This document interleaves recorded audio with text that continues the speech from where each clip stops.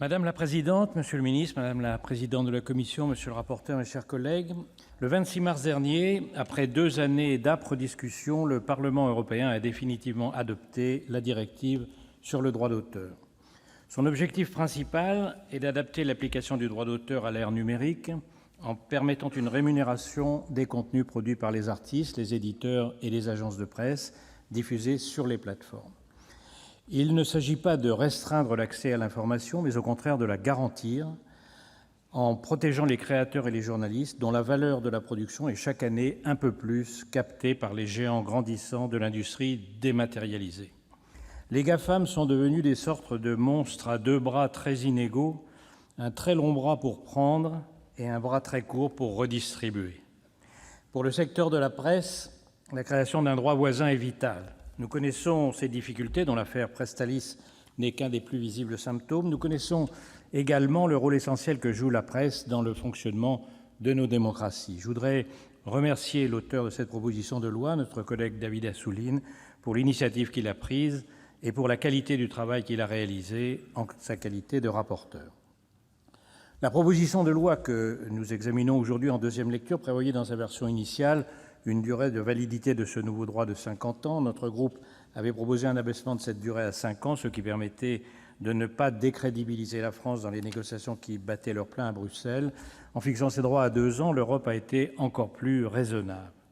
En deuxième lecture, le Sénat a continué à préciser, dans la mesure de sa compétence, le texte transposant partiellement la directive. Ces précisions utiles encadrent davantage le montant et les modalités de versement de la rémunération due au titre du droit voisin et étendent la portée de ces droits aux photographies et aux vidéogrammes.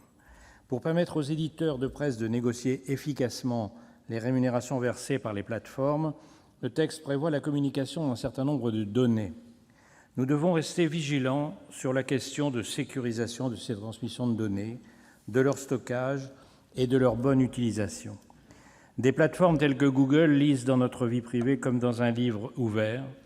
Le nombre des données qu'elles recueillent et agrègent sur chacun d'entre nous est chaque jour exponentiel. On nous avait prédit que l'Internet serait la transparence. Ce qui est en train d'arriver, c'est la surveillance généralisée. L'action de groupe lancée le 26 juin dernier par l'UFC Que Choisir contre Google, accusé de collecter et d'exploiter illégalement les données personnelles de 28 millions de ses utilisateurs et allant à l'encontre du nouveau RGPD, en dit long.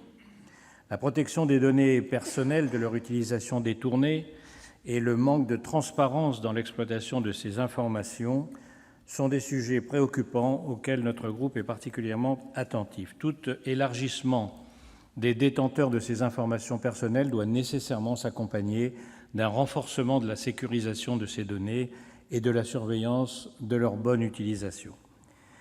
Pour lutter contre les monopoles et ne pas étouffer le marché numérique, le texte européen prévoit des exceptions en faveur des plus petits acteurs, justifiant de moins de 3 ans d'existence et dont le chiffre d'affaires annuel serait inférieur à 10 millions d'euros. Monsieur le ministre, nous ne pouvons que soutenir l'application prochaine de ces dispositions.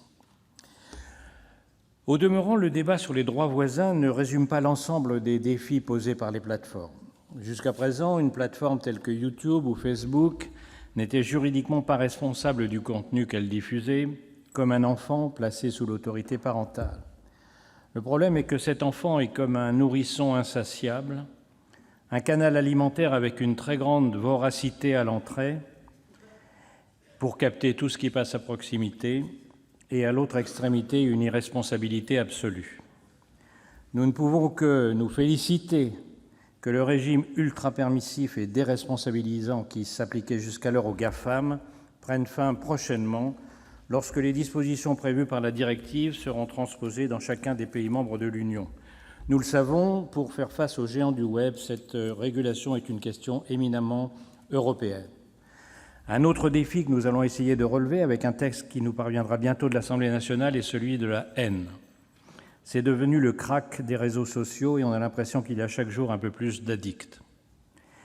Il y a beaucoup d'autres défis posés par les GAFAM dont on a l'impression que plus ils sont riches dans le portefeuille, plus ils sont pauvres dans l'âme. Et nous devrons continuer de légiférer. Pour conclure, l'instauration d'un droit voisin au profit des éditeurs et des agences de presse constitue une première étape en direction de la régulation du territoire numérique.